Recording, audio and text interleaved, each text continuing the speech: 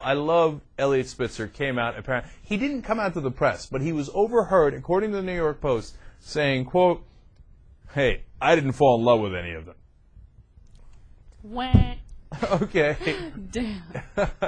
And I like that, and I think that's exactly right.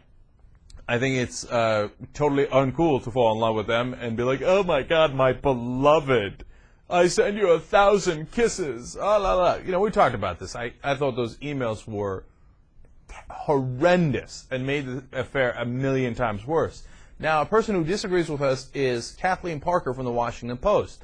She's on a panel here with Michael Eric Dyson, who you're going to hear first, I believe, and also Peggy Noonan from the Wall Street Journal. So let's watch that first clip number one. I think there's a bigger story here, too, is that, yeah, on both sides of the aisle, people constantly stray.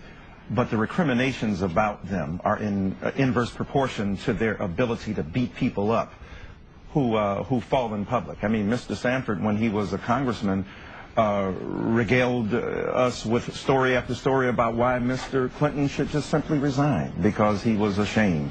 And I think now your words come back to bite you in those times. Is hypocrisy enough to take him down? Well, I don't think I don't think hypocrisy is the big issue for Mark Sanford. I think Mark Sanford's weirdness is the big issue. He's just acting rather strangely, and I attribute this. I've taken the romantic view. I think he's truly in love. He's truly in love. You know, if you read those emails, and I think it's appalling that they were posted, but since they were there, we went and read them, didn't we? And you know, what was so clear is that this is not a bad man. This is not somebody who's using women and casually discarding them. He's not emailing interns and hanging out in bathroom stalls. You know, he actually fell head over heels, blindingly crazy in love. And I don't know if you all remember that feeling. I have a vague notion of it, but I think I remember that you think you're invisible. Yes. No one else can see you and you don't care.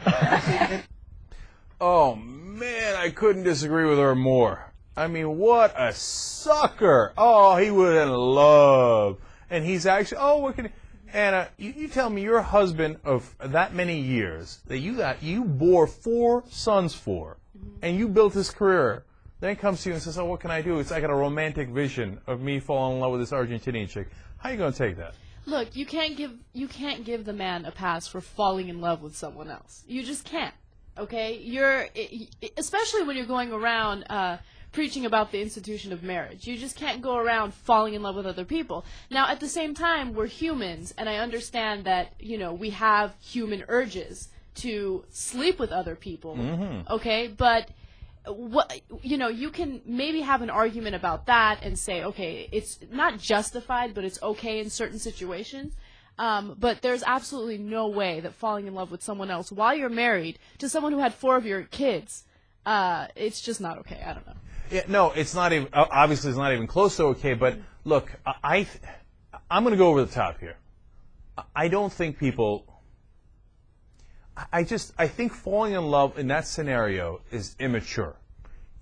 To me, it feels like a teenager. Like, oh my God, I saw Maria and she was so cute, and then like, you don't know how it is to live with her for 10 years. Soulmate my ass. I mean, you come back and tell me she's your soulmate 10 years from now, 20 years from now. It's new versus old, and I get it happens. I get we're humans, and no one's immune to it. But at the same time, I feel like it's so immature and silly and hurtful to say that you're in love with this woman when I think you're just glorifying a piece of ass. And I'm not saying that about Maria. I'm saying about your urges.